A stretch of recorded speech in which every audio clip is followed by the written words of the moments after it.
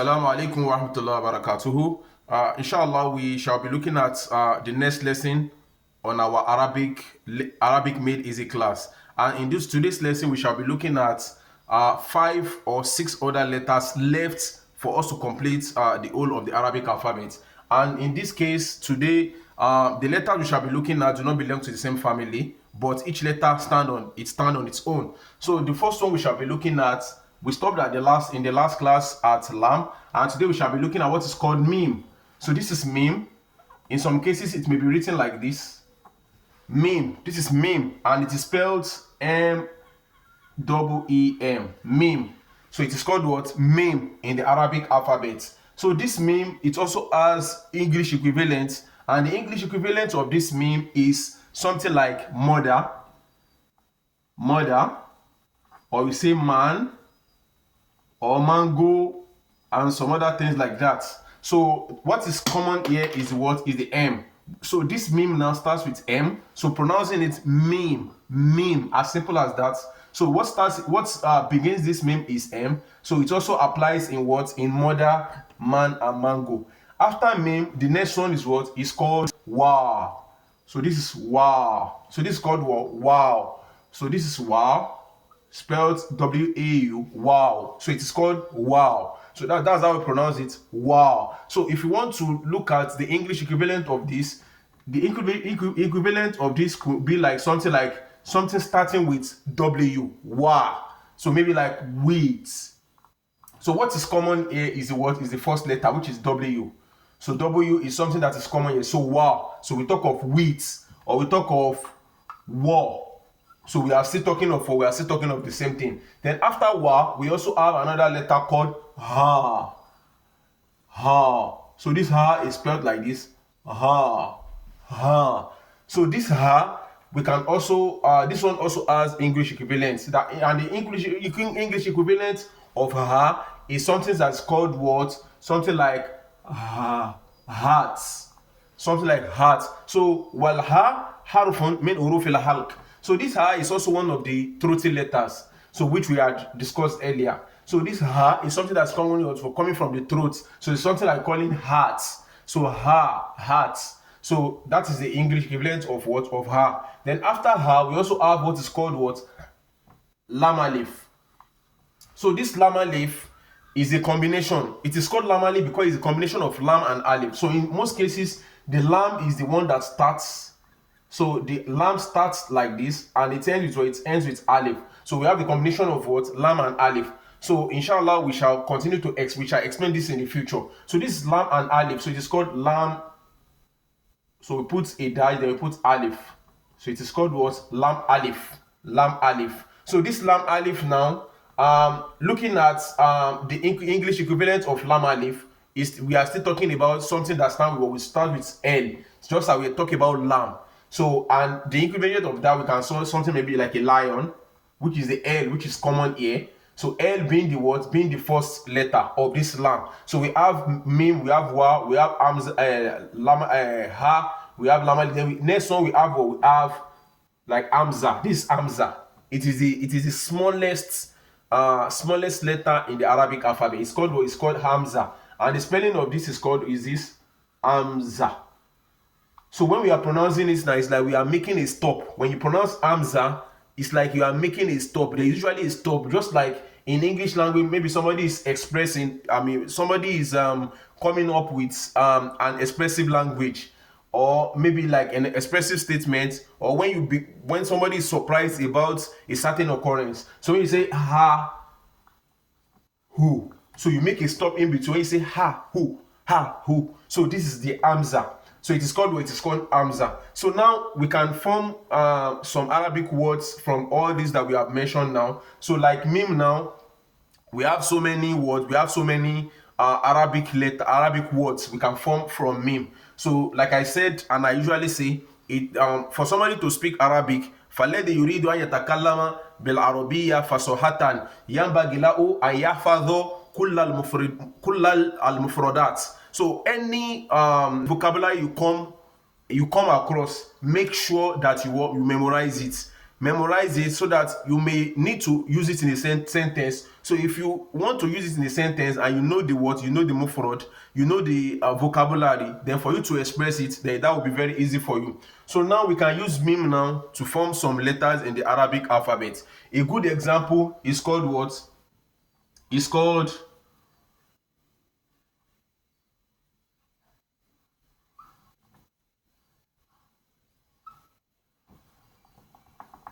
so we can solve something like a Muslim. So I don't want to join it together. So these are all what we have learned earlier. This is meme, this is also meme. We have sin, then we have lamb. So we call Muslim. So Muslim is what? Is a Muslim. So this is how it is spelled. Muslim. So a Muslim is spelled Muslim. So this is, we are using meme now to form what? To form a letter in the Arabic alphabet. Then the next one, which is what? Which is wa. So this wa, we can also use wa to form what? We can use wa to form a word in the Arabic alpha, in the Arabic language as well. And a good example is, a good example of this is what? Is walad. So this is walad. So now if you look at this now, this is wam, this is wa, this is lam, and this is dal. So this walad now, it means what? Walad means son. Walad means what? It means son. Or we can even say, we can even use walid. That is what is that Arabic alphabet, what it's all about. When it changes with something, even the addition of just one thing, it changes the meaning. That's Arabic. That's Arabic alphabet for you, or Arabic language, Arabic words for you. So this is walid. So if you look at this one, this is walad, and this is walid. This one now has something like this. It has addition of alif.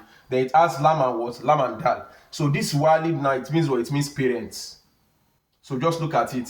We talk of walad. We talk of walad, which is son. Then we talk of walid, which is what? Which is parents. Then we can also form this with ha. We can use ha to also form what? To form a word. And a good example of this would be something like hidayah. Hidayah. So this is ha. We talk of dal. We talk of ya. Then we talk of ta. So this is ta marbuta, the one we explained the other time. So hidayah. Hidayah. So hidayah means what? It means this ha, da, ya. Ya is what has two dots underneath. And this is ta marbuto, the one we explained in the last class. That we said ta is divided into two. We have ta maftua. It is the ta that is open at the surface. Then we also have ta marbuto. This is the one that is round with what? With two dots on top of it. So hidayah is called what? It's called guidance. It means what? It means guidance. So it means what? It means guidance. So then the next one, which is what? Which is lam alif. So lam alif now is not like I said, see, is a combination of lam and alif. So it means it's difficult for somebody to get like a word in the Arabic alphabet that will start with lam alif. But in the Arabic sentence, we can always use it to form a sentence. For example, I can say la. When you say la, it's something that shows negative. I want to express a sentence and I want to express it in a negative manner. So I can say la. You can say la uhibbu al-burtukola. I don't want to make it complex for now.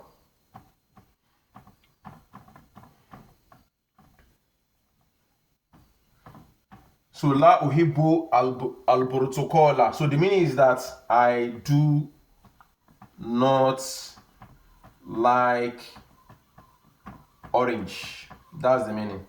So burtukola here means what? It means orange. Or you can even use something like atufa. Atufa. So if it's atufa means what? It means apple or some other things like that. So la used to show negative. For example, if I want to say I love orange or I like orange, I will say uhibbu burtukola. I will not put this la there. But once I add this la, then it means it is showing negative of that sentence. So it will now not be I like it, it's now be I do not. So that is what this la is used for. So this la too, it is divided into so many la. We have la nafiya, we have la nahiya, and some other thing, but I don't want to enter into that for now for our level. So that is la. We can use this la to also form what? To form a sentence. Then the last one, which is amza. So amza now, in most cases, it's usually what goes with what? Goes with alif. And that alif now is what I will explain before I go to Hamza. So now we call something called alif. So I was supposed to have explained this earlier. So alif now, when you look at alif, which is spelled like this, alif, A-L-I-F, alif.